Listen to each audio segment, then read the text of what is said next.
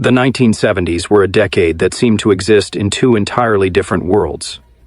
On one side, there was the vivid, technicolor glow of the television screen, an era of silk scarves, flared trousers, and a constant stream of laughter that filled every living room in the nation.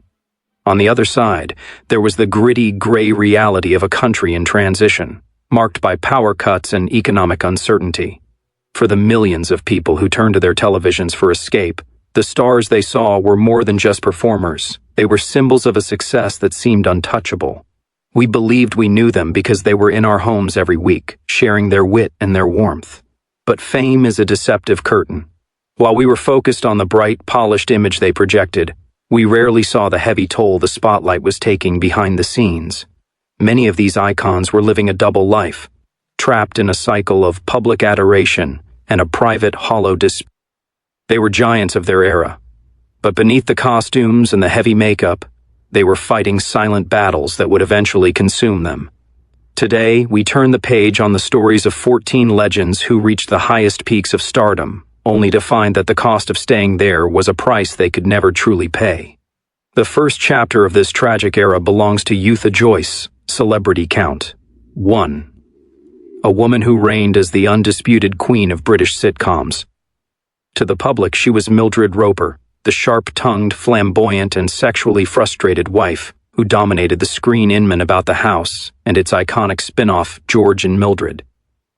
Eutha had a face that everyone recognized and a comedic timing that was second to none. She could wither a man with a single look and move an audience to hysterics with a sharp retort. At her peak, she was appearing before 20 million people every week, a level of fame that is almost unimaginable in today's fragmented media landscape. She was a national treasure, but the woman behind the character was a far more fragile figure than the domineering Mildred. Eutha lived in a state of constant, quiet terror. She was plagued by a deep-seated insecurity, convinced that her talent was a fluke and that her success was a fragile bubble that would burst at any moment. This anxiety led her into a devastating relationship with alcohol. She became a master of concealment, a high-functioning dependent who could consume staggering amounts of vodka while remaining the consummate professional. She would pour her drinks into teacups and water tumblers on set, hidden in plain sight, terrified that if her secret were revealed, her career would vanish. By the late 70s, the toll on her health was visible to those who looked closely. Her hands would tremble between takes, and the light in her eyes had been replaced by a weary, hollow sadness. In 1980, while filming her final movie, her body finally surrendered. She died of liver failure at the age of 53, leaving behind a legacy of laughter and the heartbreaking truth of a woman who felt she was never enough. If Eutha Joyce was the queen of the era, Jack Wilde's Celebrity Count, too, was its golden boy. His story is a poignant reminder of the dangers of finding global stardom before one is even old enough to understand it. In 1968, Jack became an overnight sensation as the Artful Dodger in the film musical Oliver. His performance was electric, full of cheek, charm, and a raw energy that earned him an Academy Award nomination at the tender age of 16. Suddenly, the working-class kid from Middlesex was a global superstar. He was the most famous teenager on Earth, earning million-dollar contracts and being hounded by fans wherever he went. He had the world at his feet, but the industry he inhabited was one of adult excess and no boundary. Without a support system to guide him through the pressures of Hollywood and London's nightlife, Jack began to navigate a world where alcohol was the primary currency of social interaction. By the time he entered his 20s in the early 1970s, what had started as party drinking had turned into a desperate addiction. He found himself trapped in a cycle of drinking to cope with the pressure of a career that began to fade as he aged out of child roles. The parts began to grow smaller as his boyish features, once his greatest asset, were ravaged by his lifestyle. He went from being a millionaire icon to a man who struggled to find work, losing decades of his life to a drunken haze. Jack Wilde would eventually find sobriety much later in life, but the damage had long been done. He remained a symbol of a talent that was chewed up and spat out by an industry that loved his charm but had no interest in his survival. In the world of Thea Carey on films, Charles Hawtrey, Celebrity Count 3, was an indispensable presence. With his slender frame, oversized glasses, and a voice that sounded like a parody of the upper class, He was a comedic genius who could steal any scene with a single gesture. On screen, he was the harmless, often befuddled eccentric, but off-screen, Charles was a deeply embittered and isolated man. He felt he was a serious dramatic actor who had been unfairly relegated to lowbrow comedy, and he carried this resentment with him like a heavy cloak. This bitterness, combined with a ferocious addiction to gin, made him an increasingly volatile figure on film sets. By 1972, his behavior during the filming of Carry On Abroad became so disruptive that the producers did something previously unthinkable. They dropped him from the franchise. It was a crushing blow to his ego, as he had convinced himself that the films could not exist without him. Charles retreated to the coastal town of Deal, where he lived out the remainder of the decade in a state of chaotic decay. He became a local legend for all the wrong reasons, often seen staggering through the town or shouting at passers-by. He allowed his home to fall into squalor, choosing the company of the bottle over his few remaining friends. He lived in a state of terminal denial, and his end was as stubborn as his life. After a fall in 1988, he famously refused a life-saving leg amputation because it would have meant he could no longer visit the local pub. He died as he had lived, on his own terms, however destructive they were. The duality of the performer's life was perhaps most starkly illustrated by Wilfrid Bramble, Celebrity Count 4. To the British public, he was Albert Steptoe, the dirty old man of the legendary sitcom Steptoe and Son. He was a figure of filth and manipulation, a character who lived in a junkyard and seemed to embody the very idea of social decline. In reality, Wilfrid was a cultured, dapper gentleman who enjoyed the finer things in life. But beneath his well-tailored suits, he carried a secret that, for much of his life, made him a hunted man. As a gay man in an era where his identity was stigmatized and often criminalized, Wilfrid lived in a state of permanent paranoia. He was terrified that a single slip-up or a tabloid headline would destroy the career he had spent decades building. This constant stress drove him to find solace in gin, and his drinking escalated as the 1970s progressed. Despite the huge sums of money he earned from the show and its subsequent films, he lived with a miserly fear of poverty, a psychological scar from his early years of struggling as an actor. He was often incoherent during rehearsals, his memory failing him as the alcohol took its toll. His relationship with his co-star, Harry H. Corbett, was famously strained, with the two men barely speaking outside of their scenes together. Wilfrid spent his final years in a sad, lonely decline, a man who had made millions laugh as a pauper, but was himself a prisoner of his own success and his private fears.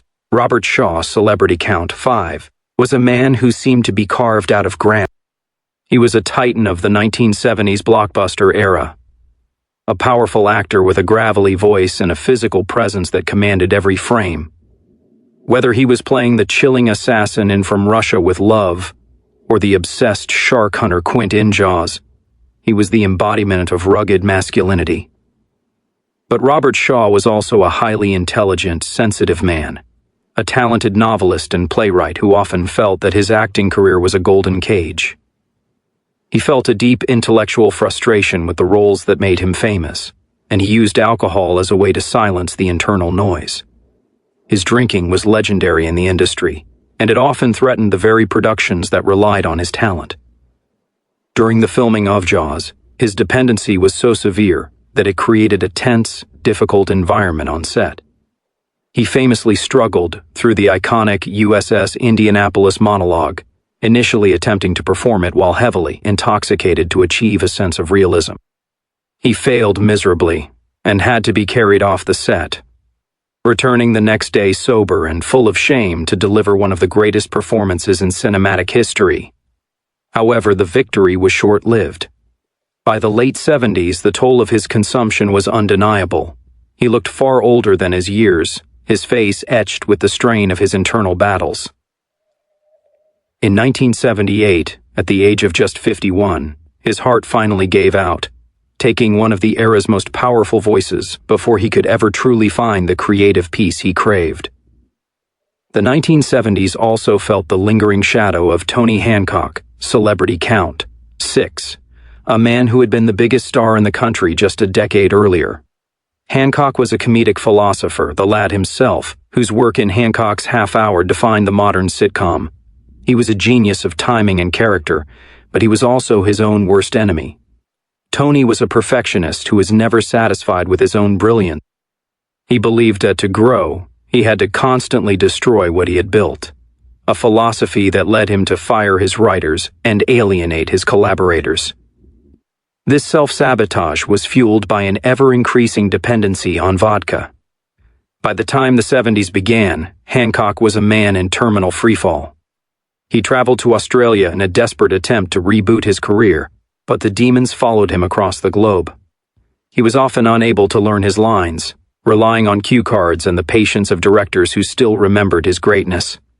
The realization that he could no longer perform at the level he demanded of himself, combined with the crushing weight of his addiction, eventually became too much to bear. In 1968, on the cusp of the new decade, he took his own life in a lonely apartment in Sydney. His death cast a long, somber light over the comedians who followed him in the 1970s, a tragic warning of what happens when a brilliant mind is consumed by the very art it created. Finally, in this opening look at the era, we must speak of Keith Moon, celebrity count 7. If the 1970s had a physical heartbeat, it was the frantic, explosive drumming of the man they called Moon the Loon. As the drummer for The Who, Keith was the ultimate rock and roll insurgent. He lived a life of total, uncompromising chaos, famous for blowing up hotel toilets with cherry bombs and driving cars into swimming pools. To the public, he was the life of the party, a man who lived without consequences. But beneath the loon persona was a deeply frightened young man who was terrified of being alone, and even more terrified of silence. Keith used drugs and alcohol to keep the world loud and frantic, afraid that if the noise ever stopped, he would have to face the emptiness inside himself. By the mid-70s, his lifestyle had begun to physically destroy him. The once beautiful mod icon had become bloated and unrecognizable, his energy flagging even as he tried to maintain the act. He was a man trapped in a character he could no longer sustain. In a tragic irony, he died in 1978 from an overdose of a sedative prescribed to help him battle his alcoholism. He was only 32 years old, a victim of a lifestyle he invented but couldn't control. Moving beyond the world of acting and music, we find the same destructive patterns in the sporting arena. George Best, celebrity count 8, was the original rock star of the football pitch. In the early 1970s, he was a global icon, the fifth Beatle who possessed a grace and skill that seemed almost supernatural. He was a working-class hero who lived a life of unimaginable glamour, surrounded by fast cars, fashion boutiques, and the most beautiful women in the world. To the millions who cheered his name, George was the embodiment of the dream, but Best was a man who discovered that the adulation of a stadium was no cure for the quiet demons within. As the decade progressed, the very appetite for life that had made him a legend turned into a lethal dependency on alcohol. The world watched in a mixture of awe and horror as the greatest player of his generation began to physically and professionally disintegrate. For George, the football pitch was the only place where life's rules actually made sense. But once he stepped out of the stadium, he was adrift. He squandered his immense talent and his fortune, his public decline documented in the tabloids with a cruelty that only served to accelerate his fall. Even a liver transplant later in life couldn't stop the cycle. He remained a poignant symbol of a golden boy whose light was extinguished by the very fame that had created him, proving that the spotlight can be as blinding as it is bright. Back in the world of comedy, we encounter the legendary Sid James, celebrity count 9. He was the ultimate rogue of the carry-on era, a man whose gravelly voice and infectious, dirty cackle were the hallmarks of British mischief. He was a household name who seemed to have found the perfect balance between work and play, earning massive sums as the nation's favorite lovable crook. But Sid's life was a high-stakes gamble that he was destined to lose. Behind the laughter, he was a compulsive gambler, a man who could lose an entire week's wages on a single horse race or a hand of cards. This secret obsession kept him in a state of permanent financial instability, forcing him to take almost every job offered to him, regardless of the quality or the state of his failing health. He worked through extreme exhaustion and heart trouble, driven by a desperate need to cover his debts and maintain the image of the carefree, laughing man. The pressure to keep the mask from slipping finally proved fatal. In 1976, during a performance on stage in Sunderland, Sid James collapsed. The audience, believing his fall was a masterclass in comic timing, continued to roar with laughter even as his life left. It was a haunting, ironic end for a man who had sacrificed his own well-being to keep the world smiling while his own life was quietly falling apart under the weight of his hidden burdens. In the same circles, Hattie Jacques' celebrity count 10 reigned as the matriarch of British comedy. She was the formidable matron of the carry-on films and the warm, witty heart of numerous sitcoms alongside Eric Sykes. To the public, she was a figure of immense strength and authority, a woman who commanded respect with a single raised eyebrow. But Hattie's private life was a study in deep-seated insecurity and the heavy burden of public perception. She was profoundly sensitive about her weight, a vulnerability that was often cruelly exploited for cheap laughs on screen. While she made the nation smile, she was navigating a world of profound personal heartbreak.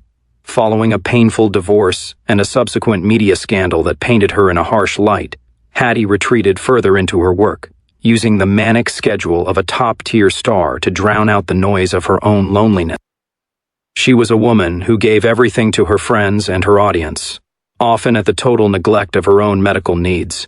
She suffered from high blood pressure and a heart that was struggling under the weight of her professional and emotional stresses. She continued to work through the pain, terrified of letting people down or appearing weak.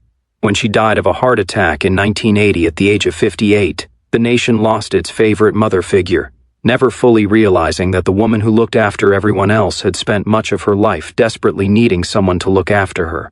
Perhaps the most complex tragedy of the era was that of Peter Sellers' celebrity count 11. He was the most brilliant comedic mind of his generation, a man who could inhabit a character so completely that the original person seemed to vanish entirely. To the world, he was the bumbling genius of Inspector Clouseau, or the multifaceted star of Dr. Strangelove. He was a global superstar, earning a king's ransom and living a life of high-tech gadgets and luxury.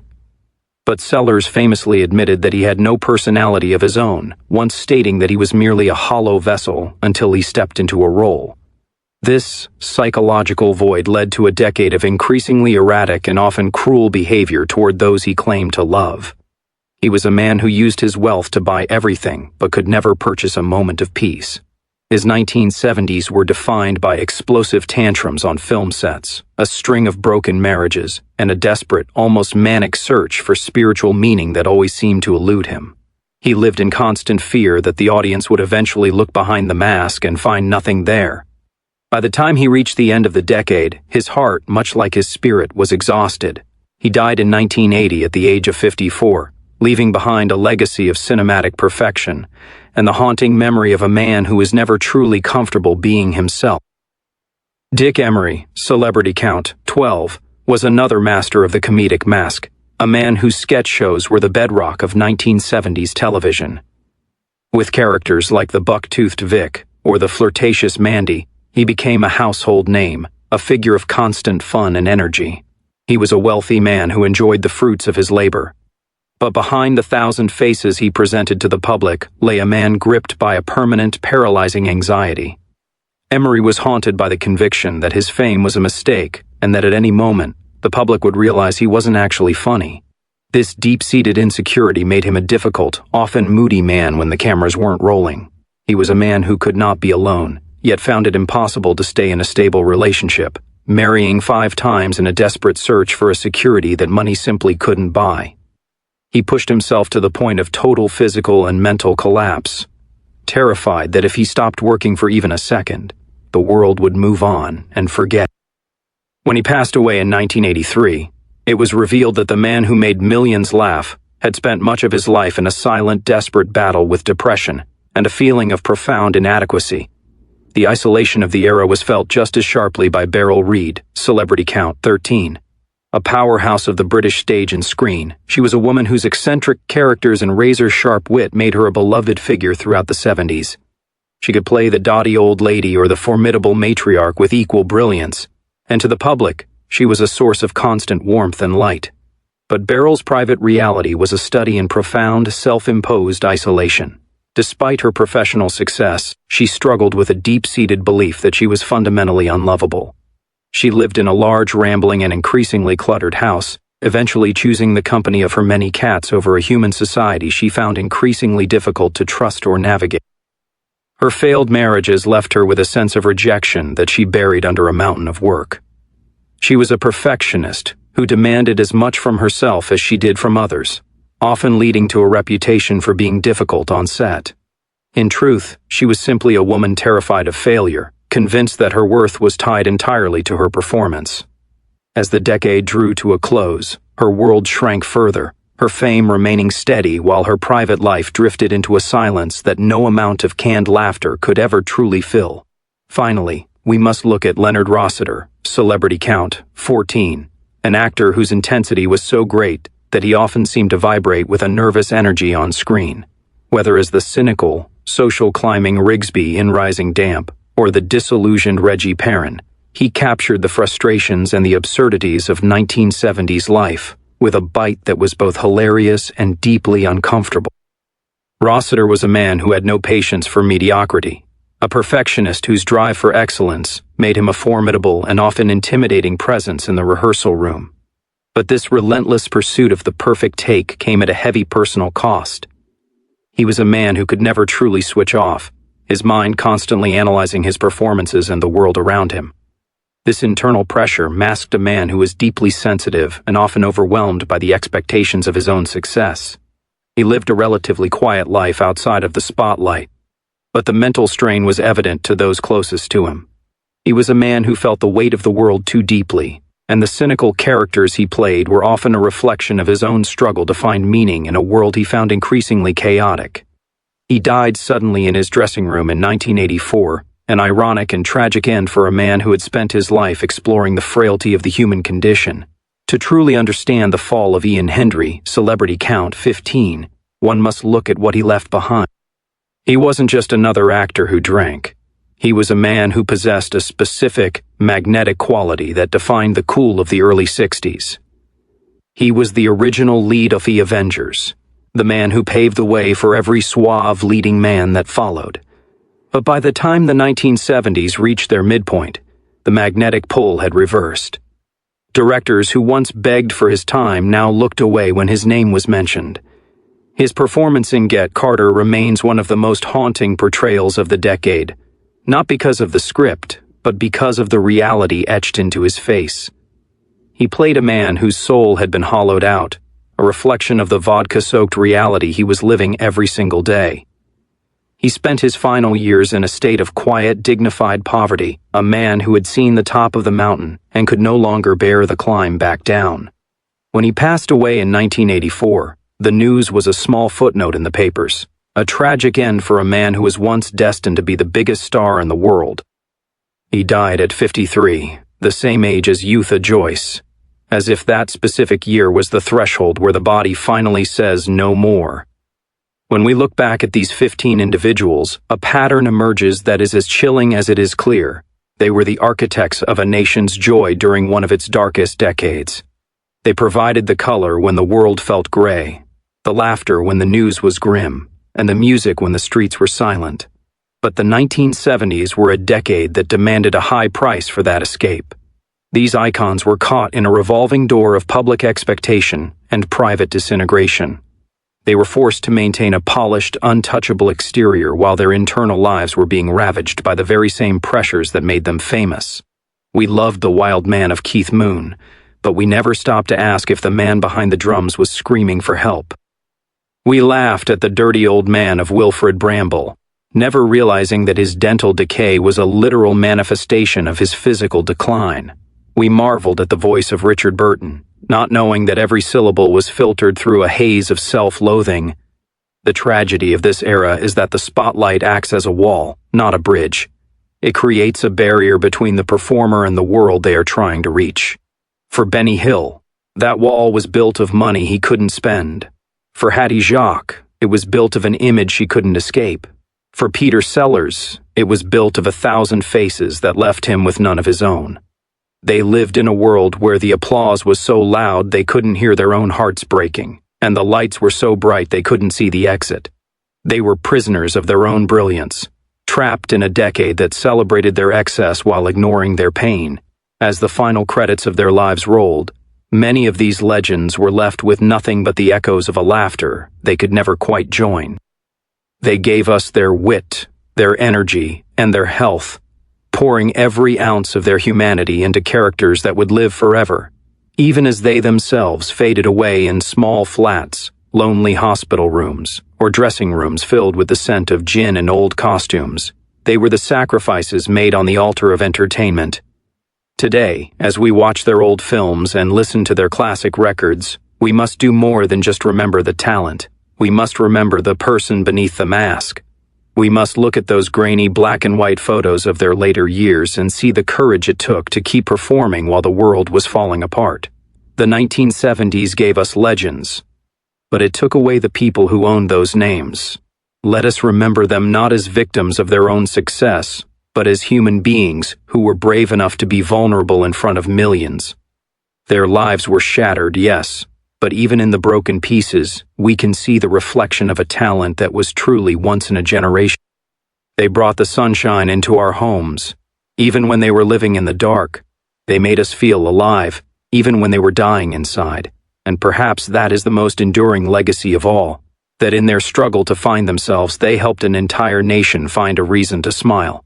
The bright lights of the 70s may have faded into history, but the ghosts of these 15 icons remain, reminding us that fame is a powerful, dangerous gift, and the most beautiful performances are often the ones that cost the most to give. 5645. Goodbye to the kings and queens of the screen. The cameras have finally stopped rolling, and for the first time in a long time, the silence is finally peaceful.